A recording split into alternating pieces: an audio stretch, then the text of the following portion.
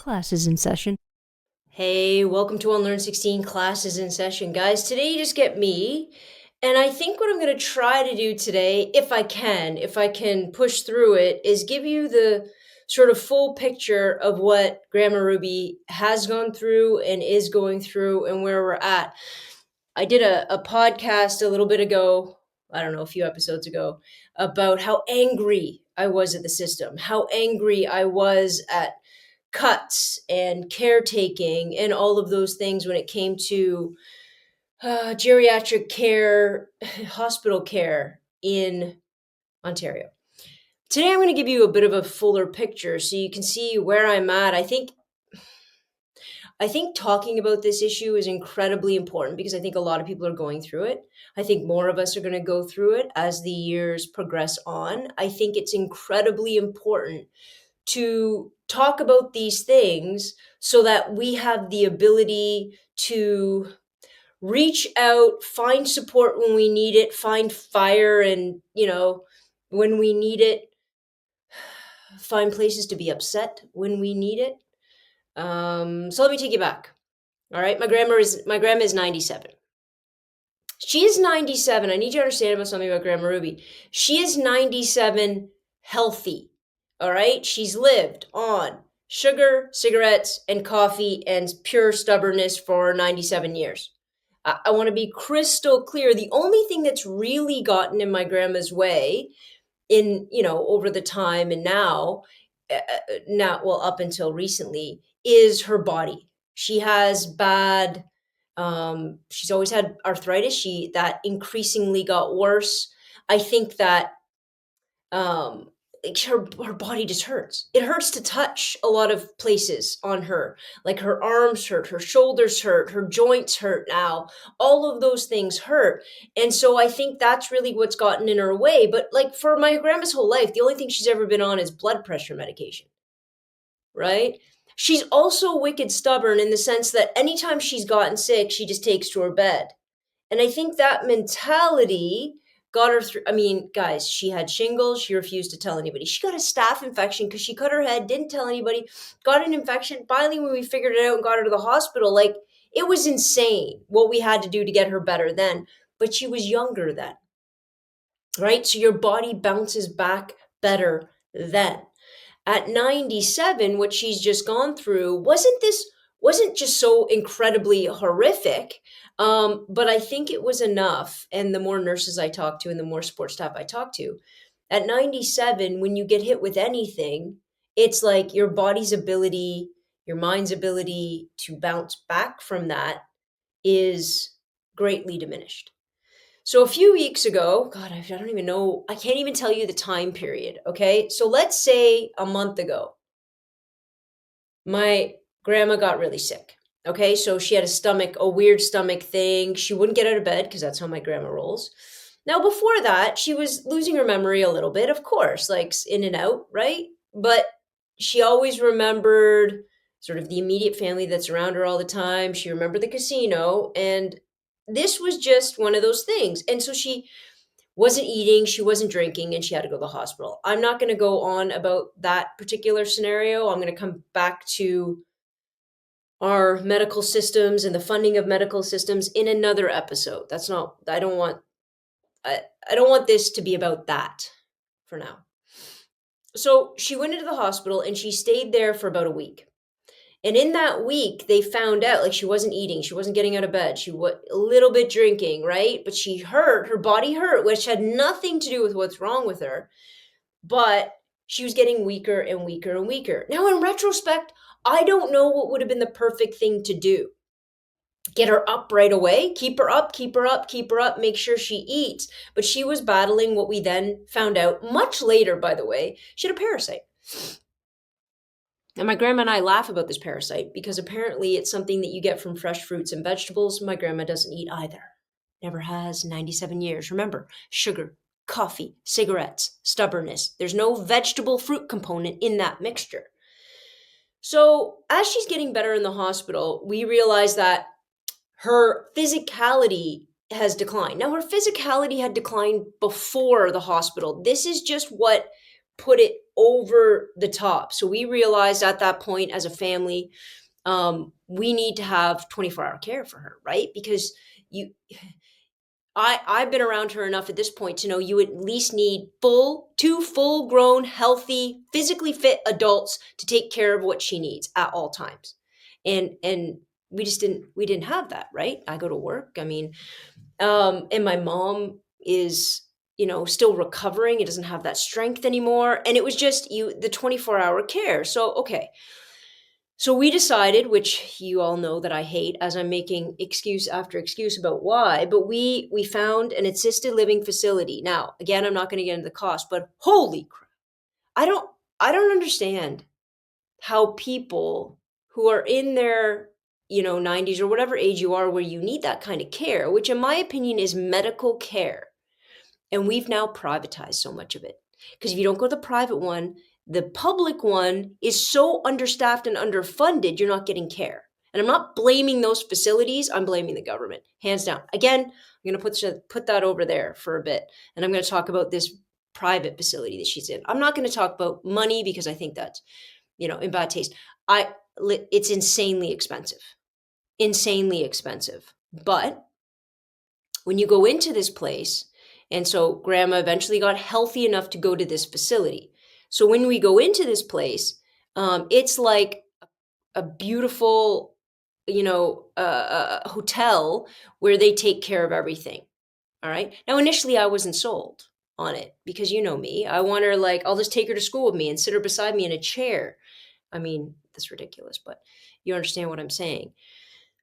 And when she went in there, the very first night, the very first woman that took care of her name is Paula, um, and another woman, Sam. I mean, my grandma kissed them on the head.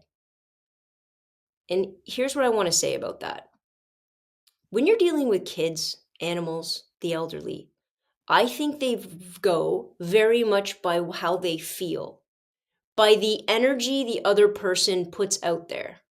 And that's what they respond to because their verbal skills and their understanding and their memory and all of those things for those three groups of entities, they have to trust their gut.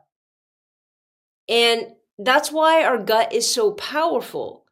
And that's when I heard that, when I saw that, when I felt that from the people taking care of my grandmother, I saw these people have a beautiful heart, a beautiful intent, and my grandma feels it. My grandma feels it so much she gave one a kiss on the head. My grandma's never kissed me on the head.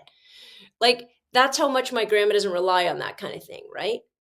So we get her in there, and initially she won't get up, and it's a problem, but we have family that goes there every day, okay? So her kids random they have sort of a schedule. Everybody sees her every day. I try to go every day as well. Just because I don't know. I just want to I want to see her every day. I also know time's limited, so. Now, her getting better, as soon as she went in there, she didn't want to get up, right? So she didn't want to get up. She didn't want to get up. And my head starts to go to, what have we done? Have we put her somewhere where she's never going to want to get up, where it's not going to be encouraged enough, where she doesn't have, even though we're there every day, in my head spinning about what was good. And then she gets up. And then I go in a few times and she's feeling better. And she's talking and she remembers everything. We talk about the casino, and we talk about this and we talk about that.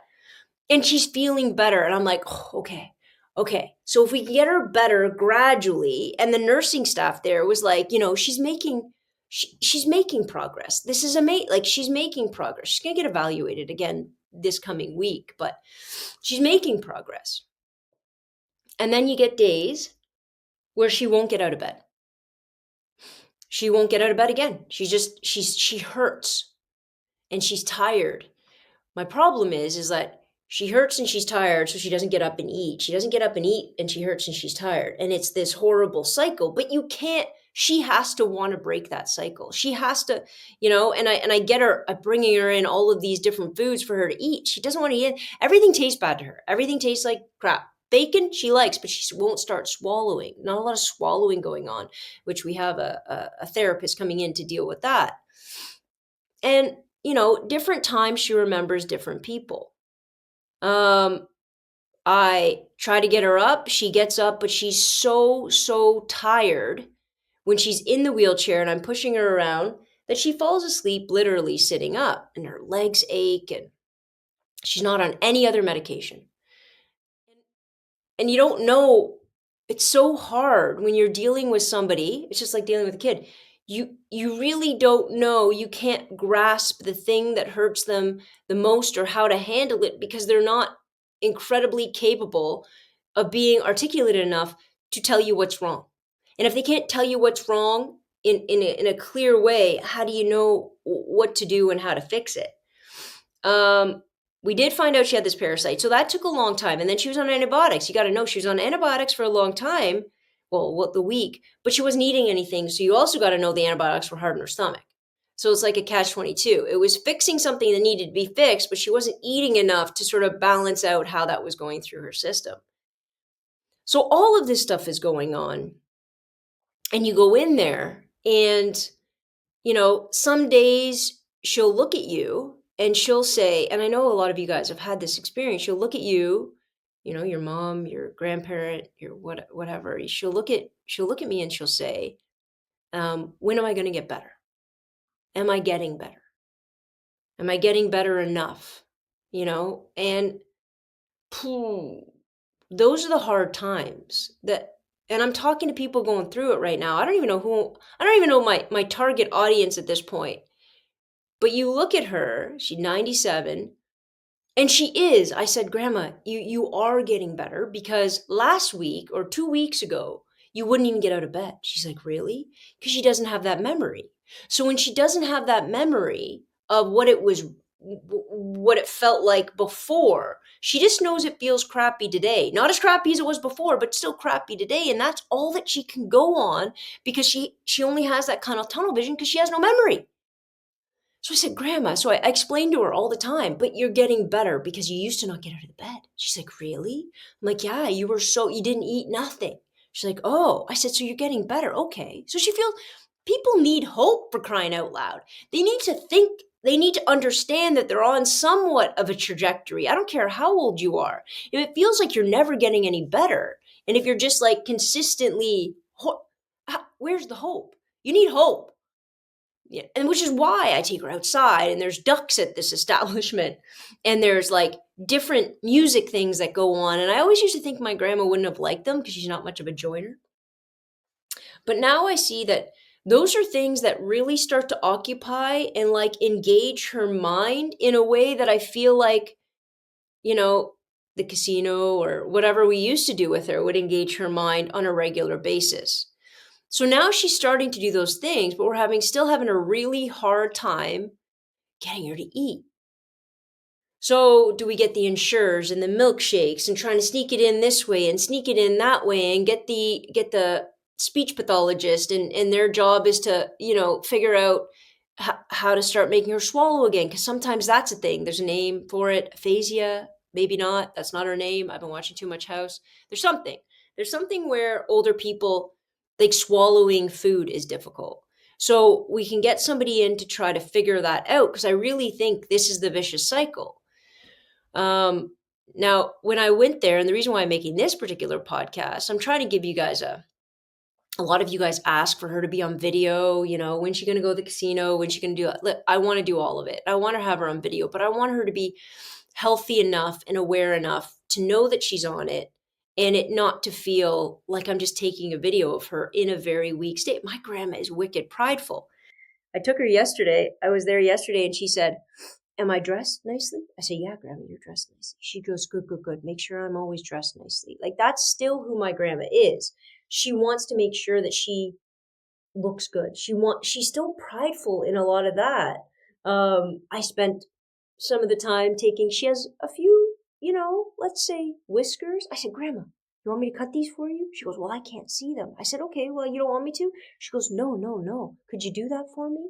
I said, of course I could. So we sat outside and, I helped her.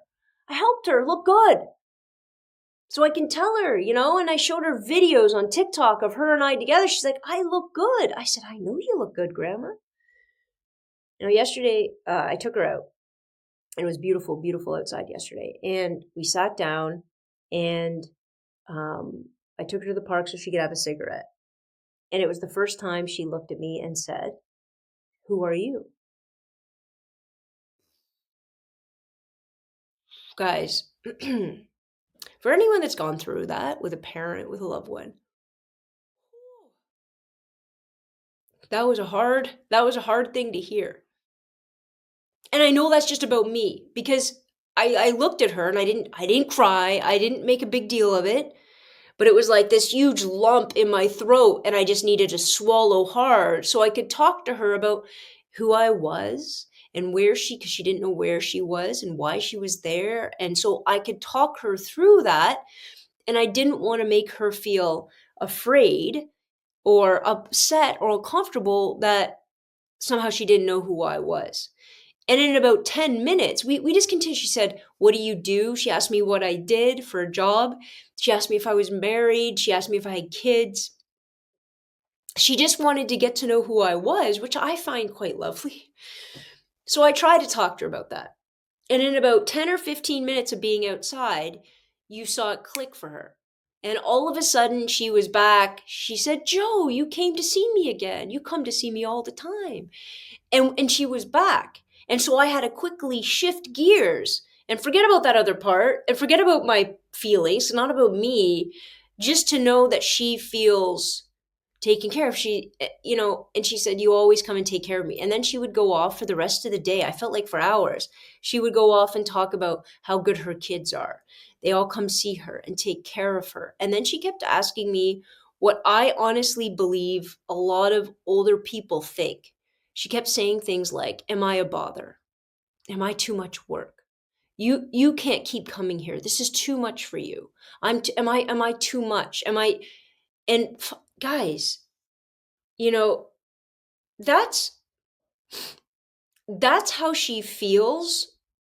And for my grandma, fine, she has her pride, but it's also the feeling of I don't want her to ever feel like she is a burden. She is a bother. She is too much work.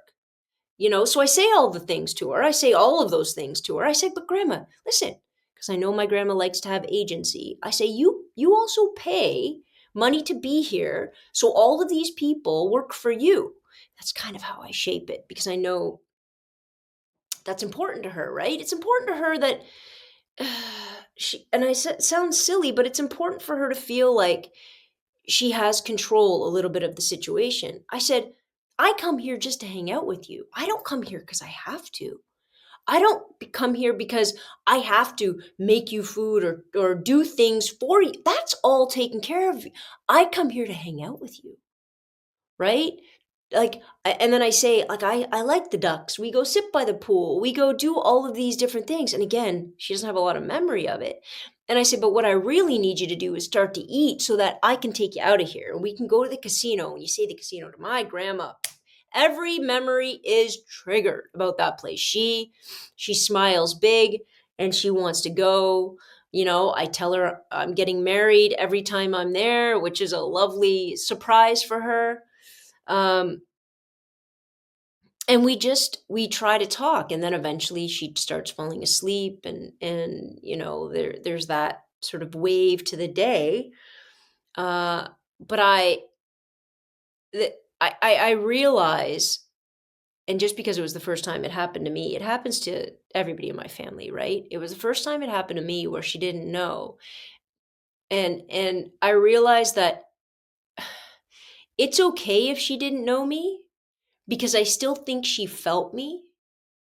I know that sounds weird, but if she could kiss a nurse on her head the first time she met her because she could feel the fact that that person cared about her enough and really empathized and wanted to take care of her, and that was genuine. If my grandma could feel that about a stranger she's never met, she sure as hell can feel that about me and my intent in coming there, even if she doesn't remember that I'm her granddaughter. So if she doesn't remember, that's okay. I just want to make sure that she feels that I love her, that she feels like she matters, that she feels like she knows that her stories matter to me, and then getting to know each other. Frig, I'll get to know her every day for as long as she's here, again and again and again and again. I take pictures, I show her video. When she does remember me, I'll show her video of the two of us, because I guess what I've come to in a very, unfortunately, a little bit of a painful way is the idea that if she forgets me, that's okay. I don't need to prove to her who I am. I just need her to know that she's loved. So that me being in that space isn't about, well, I'm your granddaughter. Let me show you pictures. Look, Grandma, this is who we were, and we did all these things. No, no, no, no, no. I don't need to do any of that. None of that. I think I just need to sit down with her when she's in that space and get to know her all over again so she can get to know me all over again. I will tell her stories the way that I tell strangers stories that want to know who I am. I will try to listen to anything she remembers about herself and ask her questions about herself. So, in a way, I can get to know her again in that back and forth. And if at some point in the conversation that spark goes off and she remembers who I am, amazing. Then I'll show her videos of us and we'll laugh and we'll talk about it and all of those things. But if she doesn't, because I have to brace myself for if she doesn't, then we will sit together and we will get to know each other again. And for the men and women who work in these establishments, who work in these care facilities, I need to say I have so much respect and gratitude for the job you do and for the love you lead with, because these people don't know you, but they feel your intent. And I've been there every day since my grandma's been there, and I watch other people, I watch them with other people. I feel you feel what it's like in that place. And I am blown away at the love you show and the care and the empathy that you lead with. I really, really am.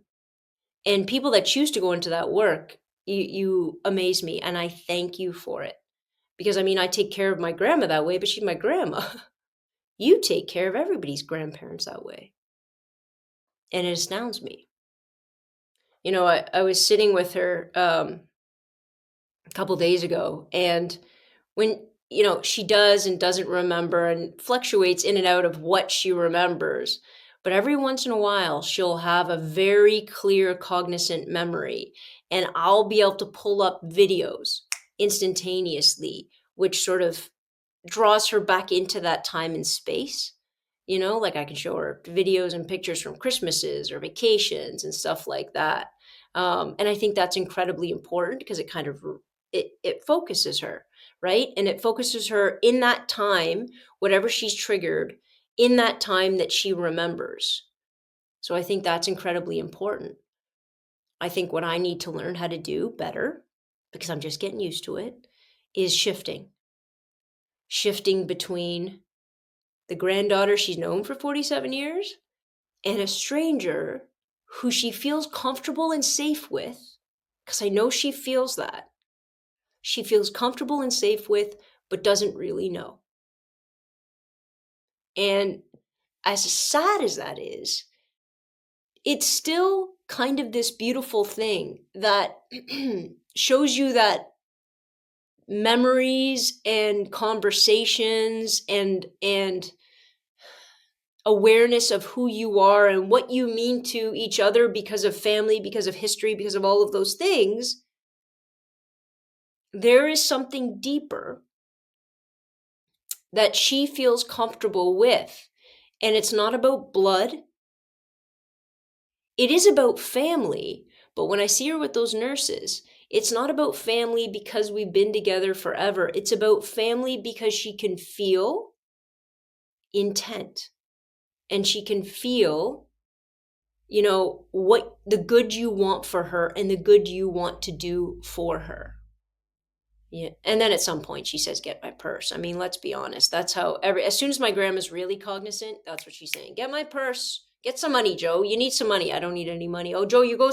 I don't need any of that money." My grandma says, "You go spend." "No, no, no, grandma's fine." Eventually you just say, "Of course, grandma, I'll go buy something. Don't worry about a thing." So every day is going to be something different.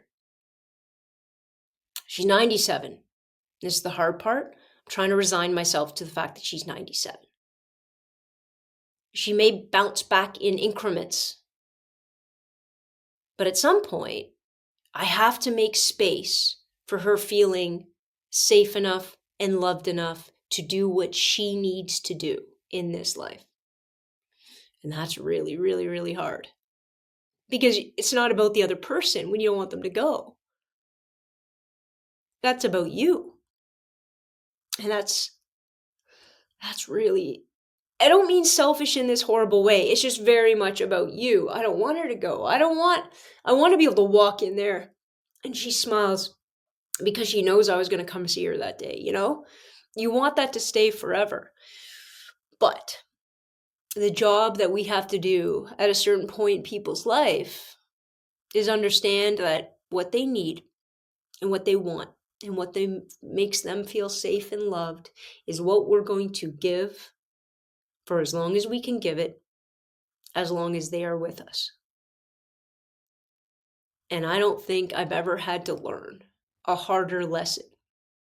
And I don't know if I can teach it, and I don't know if I've learned it well, but I will keep learning it, and I will try my best to share it with you so that we can better understand how to deal with the times and the frustrations and the selfishness and the all of those things that go into this part of life.